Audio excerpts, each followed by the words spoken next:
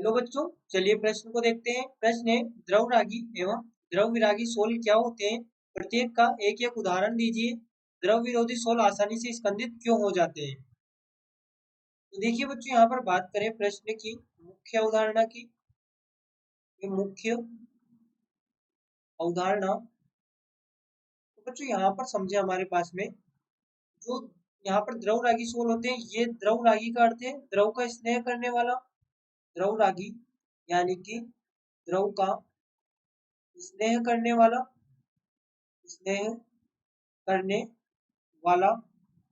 वहीं पर बच्चों जो द्रव विरागी होते हैं, द्रव विरागी, ये यहाँ पर बच्चों होते हैं द्रव द्रव से घृणा करने वाले, यानी द्रव से आकर्षण ये नहीं दर्शाते, द्रव से घृणा करने वाला।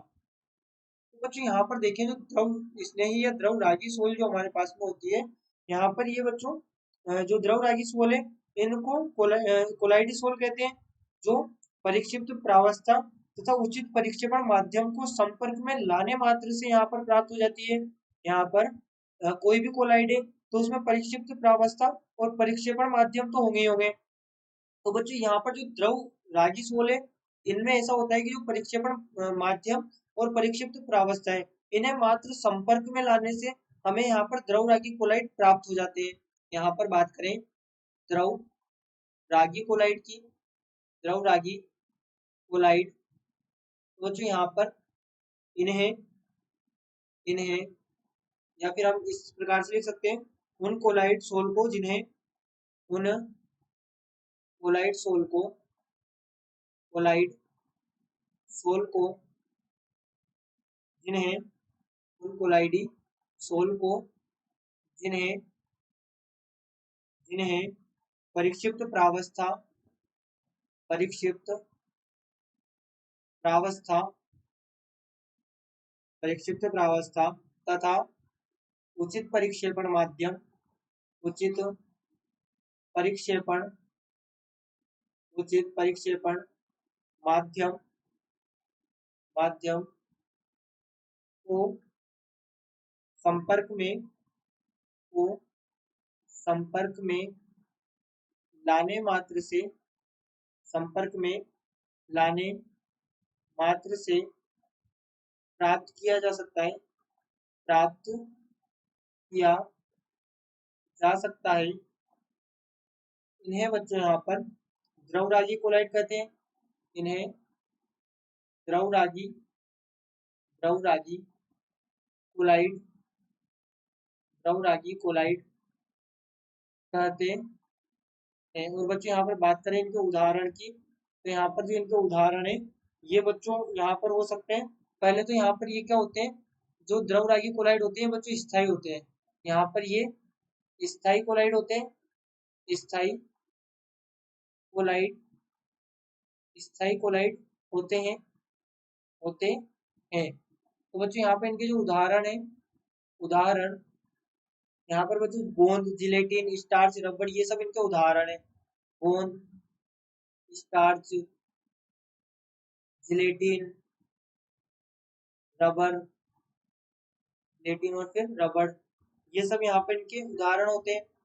वहीं पर बच्चों देखिए हमारे पास में अगला जो कि होता है द्रव विरागी कोलाइड, द्रव विरागी द्रव विरागी कोलाइड।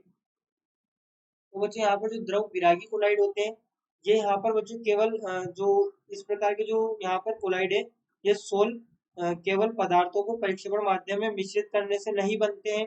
ऐसे सोल को यहाँ पर ये यहाँ पर एक तो स्थायी नहीं होते, और जो ऐसे सोल होते हैं उनको विद्युत अपघट्य की थोड़ी सी मात्रा मिलाकर या गर्म करके बहुत आसानी से यहाँ पर हम स्कंदित कर सकते हैं।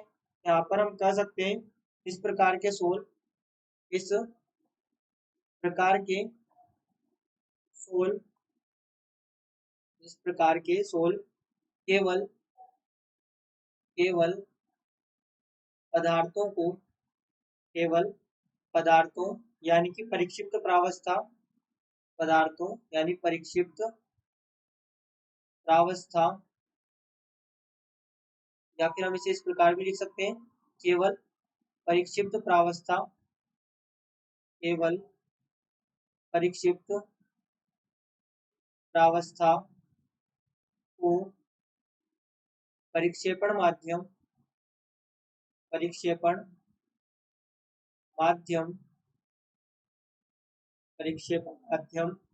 में मिश्रित करने से मिश्रित मिश्रित करने से नहीं नहीं बनते हैं ये ये स्थायी नहीं होते ये स्थायी नहीं होते हैं। और बच्चों यहाँ पर ऐसे सोल में विद्युत अपघट की थोड़ी सी मात्रा मिलाकर गर्म करके या हिला के इन्हें आसानी से स्कंदित किया जा सकता है। यहाँ पर हम कह सकते हैं इन्हें इन्हें आसानी से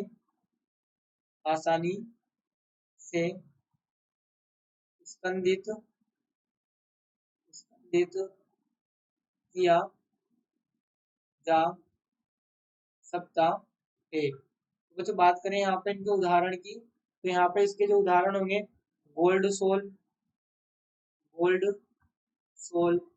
AS2O3 सोल AS2O3 सोल, ये यहाँ पर बच्चों इनके उदाहरण होंगे। तो देखिए यहाँ पर हमसे अगला पूछा गया है प्रश्न कि द्रव विरोधी सोल को आसानी से स्कंदित क्यों नहीं कर सकते। द्रव विरोधी या फिर हमसे पूछा गया द्रव विरोधी सोल को आसानी से स्कंदित क्यों कर सकते हैं या ये क्यों हो जाते हैं। तो देखिए यहाँ पर हमने भी लिखा है कि द्रव विरोधी सोल जो है ये आसानी से स्कंदित किए जा सकते हैं। अब क्यों किए जा सकते हैं, इसका जो कारण यहाँ पर होता है बच्चों, क्या होता है कि जो द्रव विरोधी सोल है इनमें सोल के कणों पर उपस्थित जो आवेश है यहाँ पर इस आवेश को हटाकर इन्हें आसानी से स्कंदित कर सकते हैं। मतलब क्या होता है बच्चों, यहाँ पर ये कण एक दूसरे के समीप आकर पुंजित हो जाते हैं और गुरुत्व बल के कारण ये नीचे बैठ जाते हैं। गुरुत्व बल के कारण यहाँ पर ये नीचे बैठ जाते हैं। तो यहाँ पर हम क्या कर सकते हैं, देखिए जो द्रव विरागी सोल है, द्रव विरागी सोल द्रव विरागी सोल के स्कंदन का कारण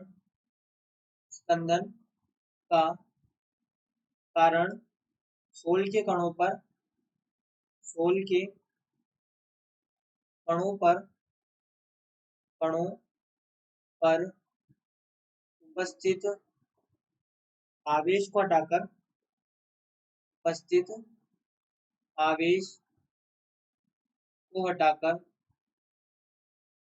आवेश को हटाकर या आवेश को उदासीन करके या आवेश को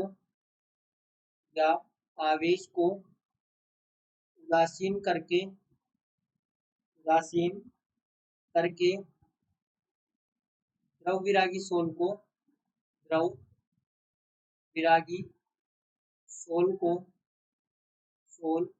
को स्कंदित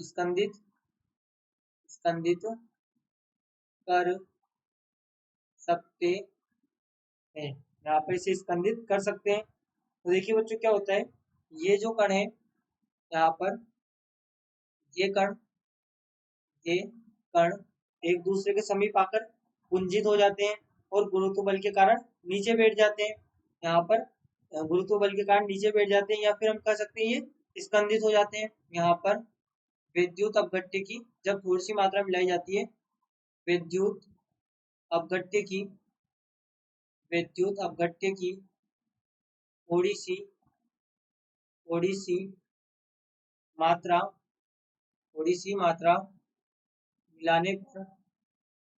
मिलाने पर ये कण एक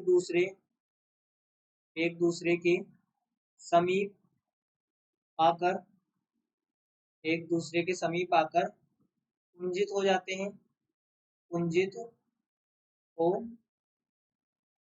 हैं और गुरुत्व बल के कारण नीचे बैठ जाते हैं, यानी कि स्कंदन हो जाता है इनका और स्कंदित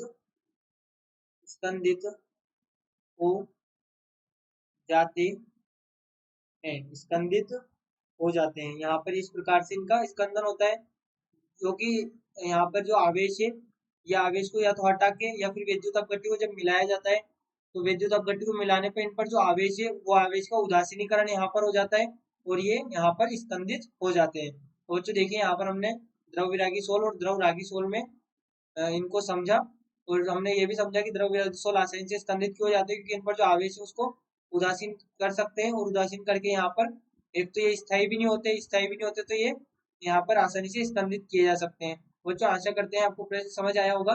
धन्यवाद।